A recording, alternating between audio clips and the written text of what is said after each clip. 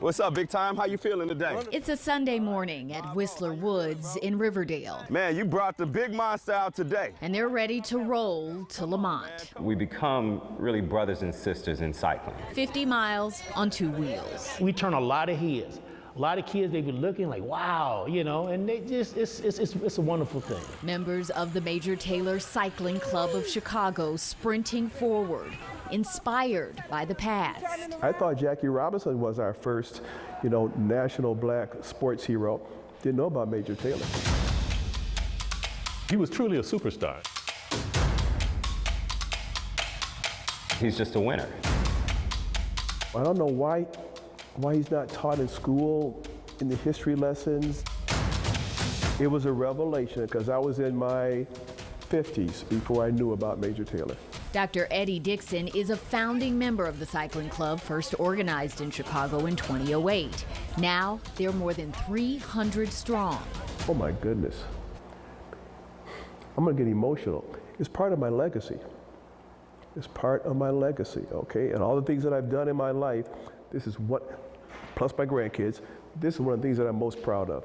He handed us a baton, and we have an obligation to pass that baton forward. As a child, Marshall Taylor worked at a bike shop in Indianapolis and would lure people in performing stunts on a bike. They called him Major Taylor because he would wear this military suit while he was doing the tricks. But Taylor had skill and speed. He later moved to Worcester, Massachusetts to train professionally, and he was beating everyone he raced in spite of the racism he faced. They wouldn't let him race, and they wouldn't let him come into, basically the southern states.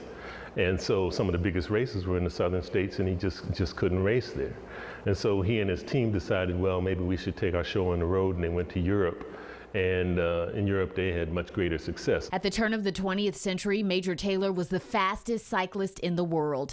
He became the first black cycling world champion, and he told his story in his autobiography. It's a real shame for America that we didn't appreciate Major Taylor in his time.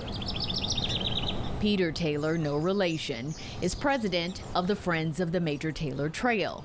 The 7.5-mile trail runs from the Dan Ryan Woods to Whistler Woods, a tribute to the superstar athlete who spent the last years of his life in Chicago. He could have probably been so much more. And he was a really good athlete. He was a real tough guy, and he was highly principled. And these are all things that we find short supply in America. And he stuck to his word. If he said he was going to do something, he did it. I was just like, wow. There was someone doing this, taking a stand for being treated as an equal, as a human, as everyone else should be treated at the turn of the century.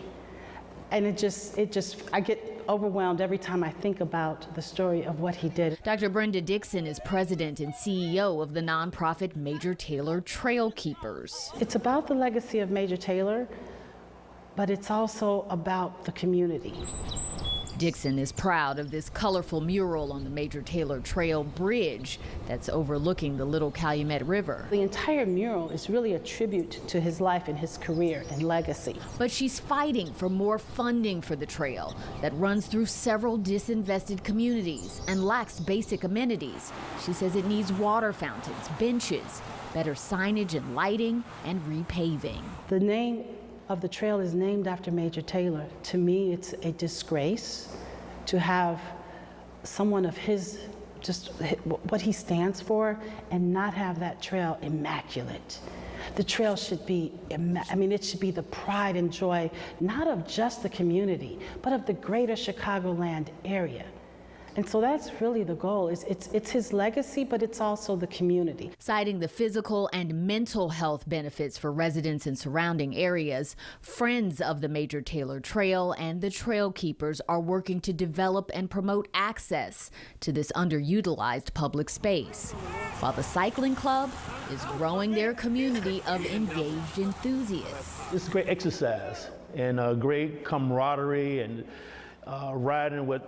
I consider this club as my family, and this is a stress reliever. We on our bikes riding, we having fun, great camaraderie with one another. Michael Wiggins Sr. is a cancer survivor who leads rides every day Jason Ward is the club's president. A lot of us ride thousands of miles per year, and a lot of those miles are actually ridden all together.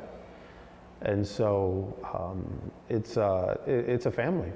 It's like a second home. He says they're a rolling billboard on their bikes, honoring Major Taylor's name. He set an example for a lot of people. And the joy of riding. It's just completely liberating.